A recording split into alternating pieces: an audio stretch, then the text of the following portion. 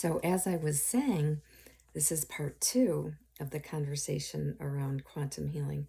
With my kidney, they took the original kidney out on one side because it had grown so much with the cysts, because I have polycystic kidneys, that they had to take that kidney out. And then there was room to put the new kidney in. That sometimes people will say that when they have a transplant, a heart transplant or a kidney transplant, that they can take on the characters of the person who had that organ in their body. So I'm just fascinated by that. I have never found that myself to be true. Um, but some people will say that maybe they experience different cravings of food or they have memories of happenings in their lives, but it didn't really happen to them. And they're curious if it happened to the person that they received the kidney from. So that's another way of looking at quantum healing and quantum physics, that it's all about the oneness of all of us and just not ourselves as an individual. I just love this stuff. So, for me, it's we have learned over the years of how infinite our universe is and how infinite we are in always learning new things, always coming to new truths about ourselves and about the universe and the world. So that can all be part of quantum physics. So when we're talking about quantum physics, we're talking about medically, we're talking about biochemically, we're talking about energy and frequency. And there are so many different ways and so many different avenues, tools, and types of healings that can be considered quantum in nature. One is quantum touch, where it uses the chi energy. If you know anything about the chi energy of the body, it comes from terms from yoga, things like Tai Chi. So you can learn more about chi energy by going and exploring the word chi and then going to yoga training information and information about Tai Chi, and you can learn more about the energy of the chi, the frequency of the chi. And it is in a phase of evolution with research that explains the well-being of our bodies can be influenced by the smallest level of physics, the smallest level. And we keep learning that the particles that I learned about in school were like the neutrons, the electrons from the atom, and now they're getting smaller and smaller and smaller, that it goes into energy and frequency rather than just matter. And with quantum healing and quantum physics believe, from my experience, from my understanding, that thoughts can produce matter. Matter is there when we put our thoughts into creating that matter. So we can experience it because we are in the third dimension. People say we're moving into the fifth dimension in some of our lives at the moment. But right now, to experience the world, we live in a 3D world. If you think about 3D is you can have a piece of paper and it's just like this, and that's one dimension, right? And then if you put a whole bunch of papers together and it has a depth to it, right? That can be another level. And then you can keep building on that and building it until you have a cube. And then that would be considered the third dimension. And if you, again, research, you can learn more about the fourth and the fifth. And they say you can just keep going, it's infinite. However, our minds and our body, because we live in the 3D world, is very limited to understanding and appreciating what the fourth or the fifth dimension may look like. So there are people that are into physics that can explain it so we can understand it. But to really experience it, it's challenging for us because we live in the 3D world. However, as we evolve, I believe that we are going to be able to experience different dimensions. Some people even believe that there are several levels and different worlds that we live in all at the same time. So, as I'm sitting here in this 3D world, I may be experiencing a fourth dimension in another world that is in sync with my world here. That's getting way too far into quantum physics for me. I get so excited. So, I don't know if you're starting at the beginning about learning quantum healing and quantum physics, and you're a healer. Are you a patient? Are you somebody who's starting to be into physics and learning about physics? Um, I would say I'm still in kindergarten as far as learning all about physics. However, I'm a fascinated learner, let's say, and I hope you can become that too from learning more about it. So today's medicine, like I was saying, is based on cellular, biomechanical, and chemical exchange. However, in quantum medicine, it is about communication of the electromagnetic information between the cells that determine our health. And it's our brain that processes some of this information and how we try to explain it. So, as Dr. Joe Dispenza says, we're superhuman beings because we've learned this. And if we apply it to ourselves, we are superhuman beings. Dr. Joe Dispenza is another one that I follow, and he's quite fascinating. From going to Toronto a couple of years ago and to learn more about his story, he had a bicycle accident and he hurt his spine. And they were saying that he was never going to walk again, that he was going to have all kind of crippling problems because of the seriousness of his bicycle accident.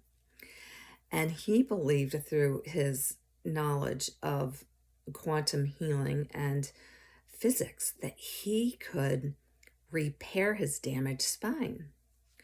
So he said in this lecture that what he would do is he would sit and he would meditate and he would imagine that he was almost like doing surgery on his own spine. Now, he wasn't, but he was imagining that he was.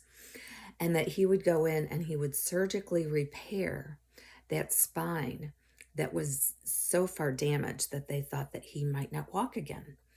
And he would do this every day. And what he said he would do while he was doing this operation, this imaginary fantasy surgery on himself, he would think how he was feeling, his emotions, what his body would be doing in that moment, could be doing in that moment. He sees himself back on the bicycle and pedaling as he used to do. So he's experiencing the future in the present moment. And what he says is our mind cannot perceive what is the difference between the present moment and the future.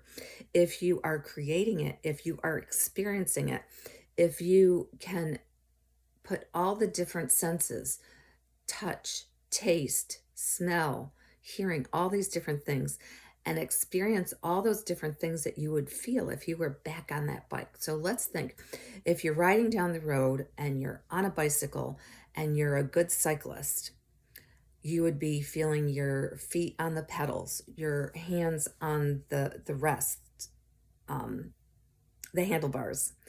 You would be experiencing the wind going over your body, maybe on your face. Maybe you have glasses, so you're looking through the glasses and it has a tint to it, so you're not getting that sunshine in your eyes, right?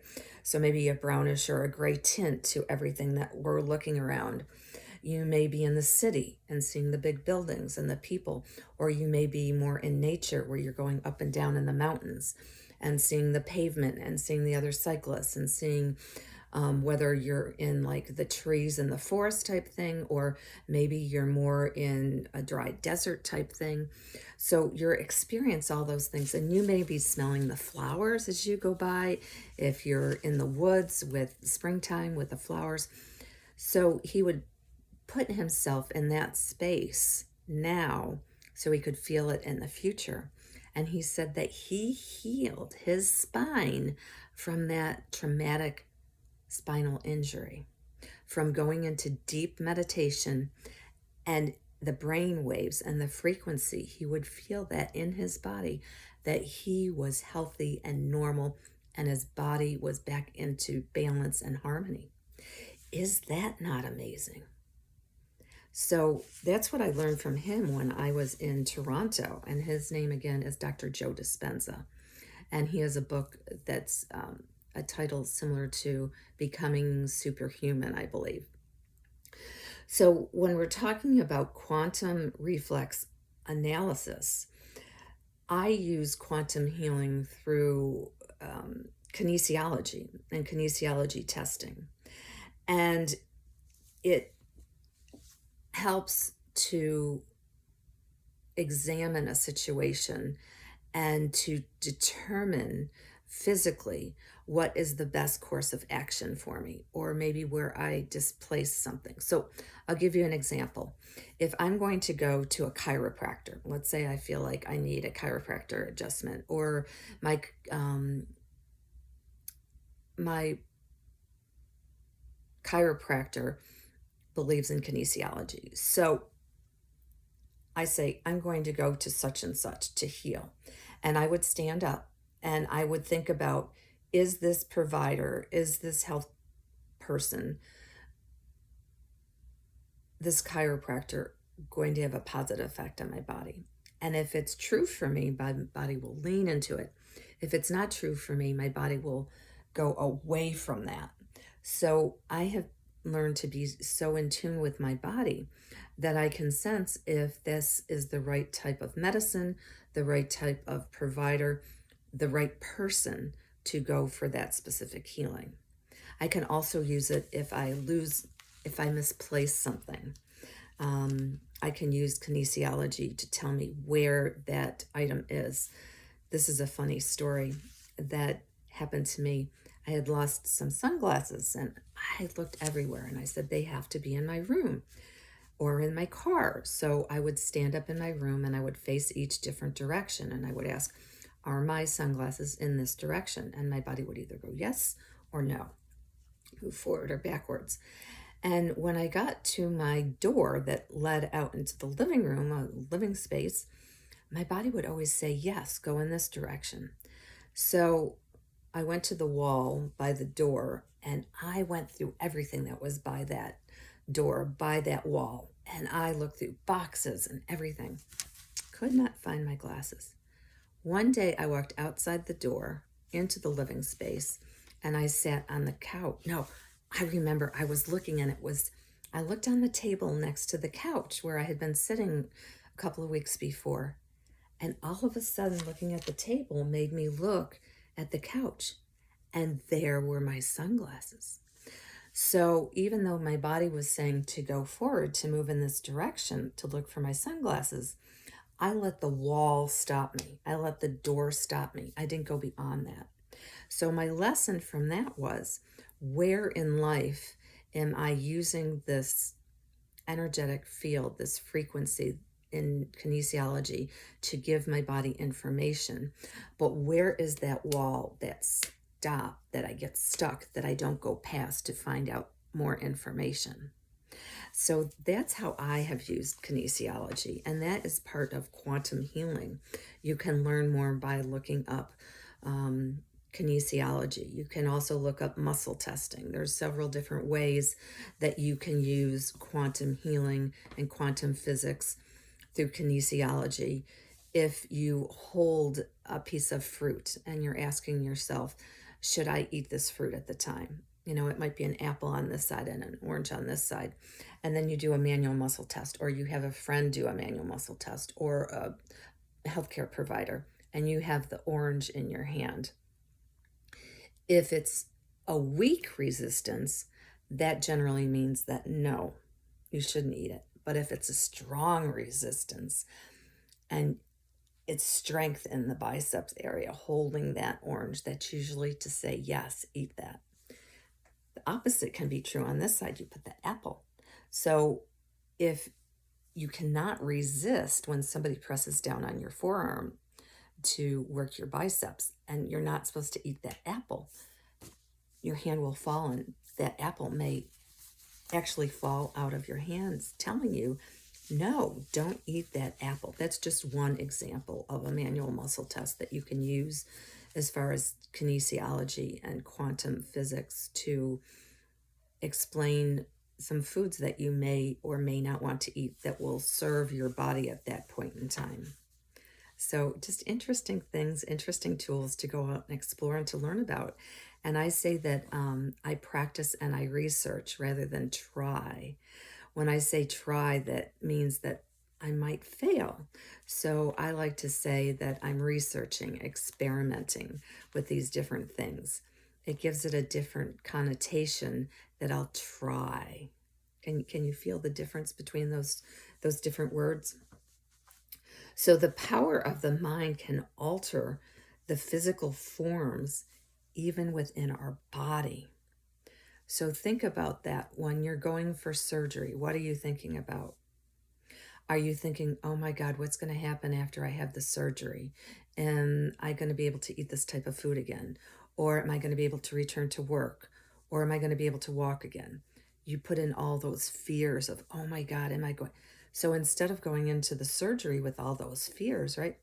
Think about the doctor knows exactly what he's doing. I'm in the right place at the right time.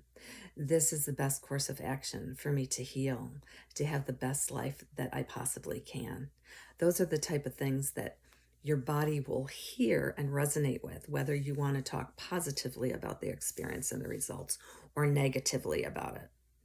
Your body will listen to that. And when you're saying these things to yourself, think about it filling the whole room because we all won. So the nurse anesthetist that's there, the surgeon that's there, the nurse that's helping, the techs that are helping, all those people may resonate with your frequency of being negative about this experience or being positive. Again, it's a belief and what your truth is about your body and healing. And with quantum healing, it's all about the mind. Well, it's not all about, but a lot of it is about the mind and what you're saying, what your mind is saying to your body and to the world around you. So with quantum healing, working at an intense level to make sure that your thoughts and your beliefs are in alignment with wellness and good health, right?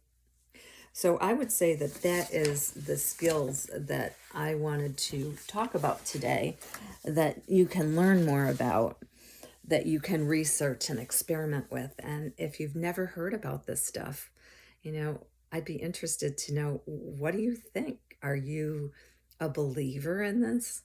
Or are you still thinking, that woman is batty. She does not know what she's talking about. Healing is all about going to the doctors and Western medicine and experiencing life that way. And then others, might be right there with me that's excited and kind of a beginner at all this stuff. And then there may be people that are into physics and they already know so much more that I'm speaking about right now. But isn't it lovely? Isn't it wonderful that we have all different types of people that we can learn from and communicate with? And I believe that this has helped me. And I believe that this is going to be helping us in America and the world to continue to improve our health system, our Western medicine way of healing people, because it has gotten so expensive to heal us, because medicines are so expensive, surgeries are so expensive, and getting an opportunity to go to the doctors, to get appointments with physicians are getting more challenging to get our medicines, are getting more challenging. Things are getting more expensive, and it's being run by corporate medicine rather than individual physicians running the practice, those kind of things. So if you look at healing in the Western medicine sense, a lot of the nurses, a lot of the doctors, a lot of the healthcare professions are leaving the profession because it has gotten so unreasonable with how it's being managed and how it's no longer serving the public and how it's putting so much pressure on the nurses and the doctors to be productive, like we are machines, that we come with manuals that tell the doctors what to do. And they can only spend a certain amount of time with us because the insurance dictates what they can do, rather than the doctors dictating themselves on how much time they need to spend with the clients and what tests they need to run or they don't need to run. For instance, for me to have a shoulder surgery, I had to have several different tests, x-rays and MRIs, and they've already had some of those from the past, and the doctor could tell from doing manual muscle testing and from looking at some of the old reports that it definitely needed surgery and this type of surgery. However, for insurance, I had to go back and have some more of those tests before they would allow me to have reconstructive surgery of my shoulder. So it's dictated more by corporate greed and from the point that they consider our bodies more robotic, mechanical in nature. And we need an alternative. We need to learn more about natural medicine, about alternatives in medicine, and quantum healing. Quantum healing doesn't cost you a thing, right? Except your right frame of mind and your beliefs. So, with that being said today, I hope you have a blessed day and keep smiling. You can find me at thecreativelifebydesign.com. Find me out Facebook and Teachable app and on podcasts. I have podcast channel on YouTube, and you can email me if you'd like to at beth@thecreativelifebydesign.com. And I'll catch you next time when I have another conversation, lecture, or workshop. Be blessed.